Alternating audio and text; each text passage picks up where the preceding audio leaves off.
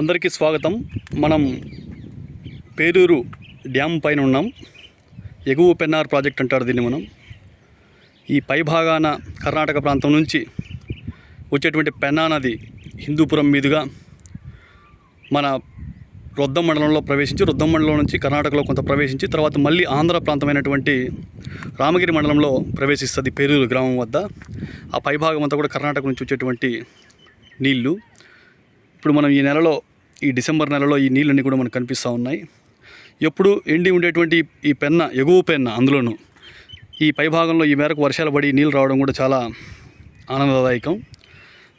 ఈ ప్రాజెక్టు పైన దాదాపు పై భాగాన్ని మనం గమనిస్తూ ఉన్నాం. ప్రాజెక్టు దిగువ భాగాన్ని చూస్తే ఇట్లా కనిపిస్తుంది. ఆ పేరూరు గ్రామం, అది పేరూరు గ్రామం దిగువన మనకి ఈ నీళ్ళన్నీ కూడా ఇట్లా దిగువ వైపున వెళ్తున్నాయి. ఈ ప్రాజెక్ట్ని బ్రిటిష్ కాలం నాడే సర్వేలు జరిగి అప్పటి నుంచి ఈ ప్రాజెక్టు నిర్మాణం కోసం ప్రణాళికలు ఏర్పాటు చేయడం జరిగింది. ఉమ్మడి మద్రాసు రాష్ట్రంలో కదిరి దగ్గర తనకలు మండలంలో సీజీ ప్రాజెక్ట్, చెన్నరాయ స్వామి గుడి ప్రాజెక్ట్ అని చెప్పి ఆ ప్రాజెక్టు, అదేవిధంగా ఇది పేరూరు ప్రాజెక్టు, ఈ రెండు కూడా ఆ రోజుల్లోనే డిజైన్ చేయడం జరిగింది. ప్రాజెక్ట్ వివరాల బోర్డు కూడా మనం గమనించవచ్చు. ఇక్కడ అప్పర్ పెన్నార్ ప్రాజెక్ట్, డ్యామ్ వివరాలు, కెనాల్ వివరాలు అన్నీ కూడా ఇచ్చారు మనకి.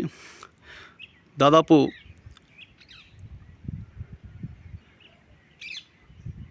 రివర్ బెడ్ లెవెల్ 522 మీటర్ల దగ్గర ఉంది.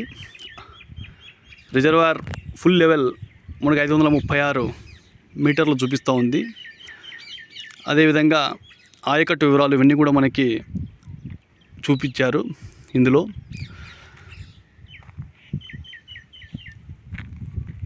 పేరూరు కుంట మరియు కోనేటిపాలెం కుంట, నూతిమడుగు, తూముచెర్ల, తగరకుంట, అనంతపురం ఈ చెరువులకు నీళ్లు ఈ ప్రాజెక్ట్ ద్వారా అంతా అనే విషయం ఇక్కడ గమనించవచ్చు మనకి చెరువులకి.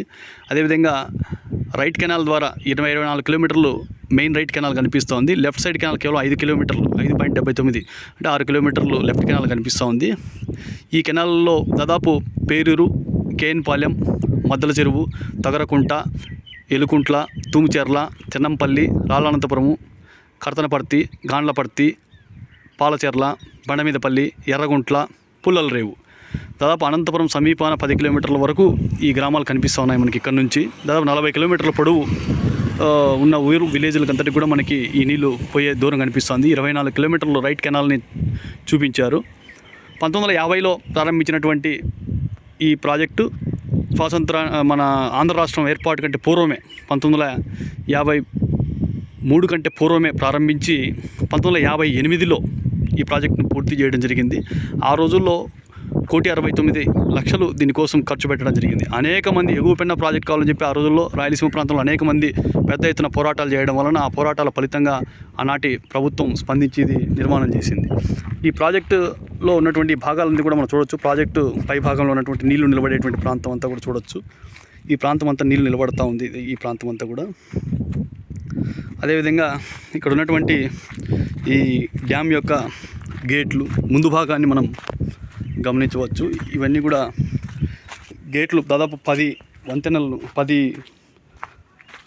షట్టర్లను బిగించి 10 తూముల ద్వారా నీళ్ళు బయటకు పోయే విధంగా మనం ఏర్పాటు చేయడం మనం గమనించవచ్చు. ఇది డ్యామ్ ముందు భాగం. అదేవిధంగా డ్యామ్ దిగువ భాగంలో ఉన్నటువంటి భాగాన్ని పరిశీలిస్తే ఈ డ్యామ్ పైన పోవడానికి ఉన్నటువంటి దారి, డ్యామ్ దిగువకు నీళ్ళు పోయేటువంటి ప్రాంతంలో మనం కట్టవచ్చు. మొత్తం రాతితో కట్టడం నిర్మాణం. ఈ ప్రాంతంలో దొరికేటువంటి రాళ్ళనే ఇక్కడ దాదాపుగా రాతి కట్టడంగా మనం గమనించవచ్చు. వీటిని ఈ రాతి కట్టడంతో ఈ పెద్ద పెద్ద స్తంభాలన్నింటిని కూడా నిర్మాణం చేసి ఈ షట్టర్లని కూడా బిగించడం చూసాం మనం. పై భాగాన ఇనుప గరండాలతోటి ఏర్పాటు చేశారు. ఈ నీళ్ళన్నీ కూడా ఇట్లా ఈ ప్రాజెక్ట్ దిగువ భాగానికి ఇట్లా వెళ్తాయి మనకి. ఈ రాతి నిర్మాణంతో బలంగా నిర్మాణం చేసినటువంటి ప్రాజెక్ట్. ఈ నీళ్ళు బయటికి పోయేటప్పుడు రెండు వైపుల గోడలు కూడా నిర్మించడం చూడొచ్చు. ఈ నీళ్ళన్నీ కూడా దిగువ ప్రాంతానికి ఈ విధంగా వెళ్తాయి. ఈ నీళ్ళన్నీ కూడా దిగువకు అంటే ఈ పేరూరు నుంచి కళ్యాణదుర్గం మండలంలో ఉన్నటువంటి కమ్మదూరు మండలంలో, ఆ తర్వాత బెల్గుప్ మండలంలో ప్రవేశించి ఉరవకొండ ప్రాంతానికి చేరుతాయి. ఉరవకొండ దగ్గర ఉన్నటువంటి PABR dam, Penna Hobilam dam మనం చూడవచ్చు, పిఏబిఆర్ డ్యామ్ అని చెప్పి. అది 10 టీఎంసీలు. ఇది దాదాపు 1.5 టీఎంసీ వరకు దీని సామర్థ్యం ఉండవచ్చు. అది 10 టీఎంసీలతో కూడా డ్యామ్ కట్టారు. ఆ తర్వాత గార్లదిన్నె దిగువ ప్రాంతంలో అక్కడ కూడా మిడ్ పెన్నార్ అని చెప్పి ఎంపీఆర్ డ్యామ్ కట్టారు. అక్కడ కూడా 6-7 టీఎంసీలు దాదాపు నిల్వ ఉండేటువంటి 5-6 టీఎంసీలు నిల్వ ఉండేటువంటి ప్రాజెక్ట్ అది. ఆ తర్వాత దిగువ చాగులు రిజర్వాయర్ అని చెప్పి మనకి పెద్దబొప్పూరు మండలంలో ఏర్పాటు చేయడం జరిగింది. అది ఒక చిన్న ప్రాజెక్ట్ని కట్టారు, ఒక టీఎంసీ వరకు ఉండొచ్చు. ఆ తర్వాత దిగువకు పోతే మనకు గండికోట ప్రాజెక్టు మనకి కనిపిస్తుంది. గండికోట దాదాపు అతిపెద్ద ప్రాజెక్టు, 2 కొండల మధ్య తాడిపత్రి దిగుదాల ప్రాంతాలు ఏర్పాటు చేశారు. ఆ తర్వాత మైలవరం ప్రాజెక్టు మనకి ఇదివరకు పూర్వం నుంచి ఉన్నటువంటి ప్రాజెక్టే. ఆ రకంగా ఈ ప్రాజెక్టు, ఈ నది అంతా కూడా ప్రవహిస్తూ ముందుకెళ్తుంది. దాదాపు 10,000 ఎకరాల ఆయకట్టు ఈ ప్రాజెక్టు కింద ఉండేదని తెలుస్తూ ఉంది. ఇది గతంలో వర్షాలు బాగా వచ్చేటివి, పంటలు కూడా బాగా పండేటివి. 1980-80 తర్వాత వర్షాలు తగ్గిపోవడంతో ప్రాజెక్టులో నీళ్ళు రావడం తగ్గిపోవడంతో ఈ ప్రాజెక్టులో నీళ్ళు ఇవ్వడం కూడా మనకి తగ్గిపోతూ వచ్చిందని చెప్పి మనం గమనించవచ్చు.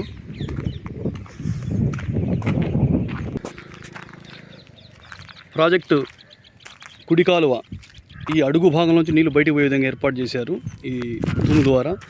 ఈ తూము వివరాలు కూడా ఇక్కడ మనకి ఇవ్వడం జరిగింది. దాదాపు 24 కిలోమీటర్లు వెళ్తుంది తూము.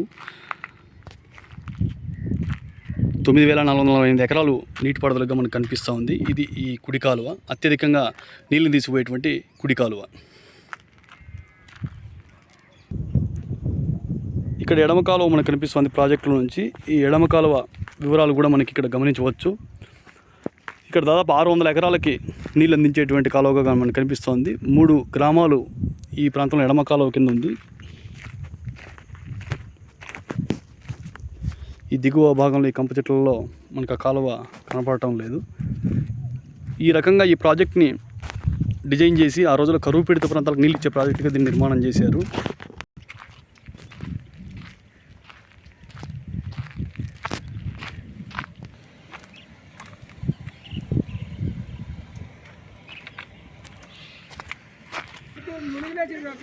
అత్యంత ఎత్తైన ప్రాంతంలో ఉన్నటువంటి ఈ ప్రాజెక్ట్ని భవిష్యత్తులో నీళ్ళు వచ్చే విధంగా మనం చూసుకోవాలి. కర్ణాటక ప్రాంతం నుంచి నీళ్ళు రావడం తక్కువైనాయి కాబట్టి మన హంద్రీనివాతో కాలువతో లింక్ చేస్తూ ఒక ఆత్మకూరు నుంచి జీడిపల్లి రిజర్వాయర్ నుంచి ఒక ఎత్తిపోతల పథకాన్ని కూడా దీనికి గతంలో ప్రభుత్వం ఏర్పాటు చేసింది 2019 కంటే ముందు. ఆ పథకం కంటే కూడా 2000 తర్వాత ఈ రొద్దం మండలం మీద పోయేటువంటి మడకసిర బ్రాంచ్ కెనాల్ ద్వారా పెన్నేరులోకి నీళ్ళు వదిలి ఈ ప్రాజెక్ట్ నీళ్ళు ఇచ్చేటువంటి ప్రయత్నం కూడా జరిగింది. ఏది సౌలభ్యం అనుకుంటే ఆ పద్ధతుల్లో హంద్రీనివా నీళ్ళు ఈ ప్రాంతానికి లింక్ చేయడం వల్ల 10,000 ఎకరాలు సాగులోకి వచ్చి ఈ ప్రాంతం అంతా కూడా నీటి వనరులతో నింపేటువంటి అవకాశం ఉంది. దీనికంటే కూడా ఈ హంద్రీనివా నుంచి నీళ్లు ఎసుకొచ్చి ఇక్కడ వేయడం కంటే కూడా పై భాగంలో కర్ణాటక ప్రాంతంలో నుంచే మనకి నీళ్లు వచ్చే విధంగా వాతావరణాన్ని, సహజంగా చెట్లని, వర్షాలను పెంచుకోవాలి. ఆ పై భాగంలో కర్ణాటక పై ప్రాంతంలో పెన్నా నదిలో ఆ గౌరీబిదనూరు పై భాగంలో నంది హిల్స్ ప్రాంతంలో ఈ తుంగభద్ర పై ప్రాంతం నుంచి తుంగ ప్రాజెక్ట్ నుంచి కూడా ఒక ఎత్తిపోతల పథకం అప్పర్ తుంగభద్ర ప్రాజెక్ట్ తీసుకొచ్చి గౌరీబిదనూరు వరకు నీళ్ళు తీసుకొస్తూ ఉన్నారు. ఆ నీళ్ళనే మనం ఈ పెన్నా నదికి లింక్ చేయగలిగితే కర్ణాటక ప్రభుత్వంతో చర్చలు జరిపి ఆ నీళ్ళని ఒక 2-3 టీఎంసీలు దీనికి ఇవ్వగలిగితే ఈ ప్రాజెక్టు సజీవంగా నిలబడుతుంది. ఈ ప్రాజెక్టుతో పాటు పెన్నా నది మీద ఉన్నటువంటి ప్రాజెక్టులన్నీ కూడా సజీవంగా ఉంటాయి. అప్పర్ తుంగ నుంచి తీసుకొచ్చినటువంటి నీళ్ళనే ఈ పెన్నా నదికి లింక్ చేయాలనేటువంటి ఆలోచన కూడా మనం ముందుకు తీసుకోవాల్సిన అవసరం ఉంది. అవసరమైతే మనం తుంగభద్రలో నీళ్ళు తగ్గించుకొని 5-6 టీఎంసీలు ఈ పెన్నా నదికి పై భాగంలో లింక్ చేయడం వల్ల నది అంతా కూడా సజీవంగా ఉంటుందని చెప్పి ఈ సందర్భంగా తెలియజేస్తూ ఉన్నాం. ఏదేమైనప్పటికీ చాలా చారిత్రాత్మకమైనటువంటి ఈ ప్రాజెక్ట్ని భవిష్యత్తులో మనం సంరక్షించుకొని ఈ ప్రాంతం అంతా సహజంగా ఉండే విధంగా కోరుకుందాం. 1953-56 ప్రాంతాల్లో వెలువడినటువంటి పెన్నేటి పాటలో కోరుకున్నటువంటి పెన్నా నది కాకుండా ఒక సజీవంగా జలవనరులతో కూడుకున్నటువంటి పెన్నా నదిగా మనం మార్చుకుందాం. హరినాథ్ రెడ్డి, వేమన అధ్యయన అభివృద్ధి కేంద్రం, అనంతపురం. భవిష్యత్తులో మరిన్ని రాయలసీమ ప్రాజెక్టుల వివరాలను మనం తెలుసుకుందాం. ధన్యవాదాలు.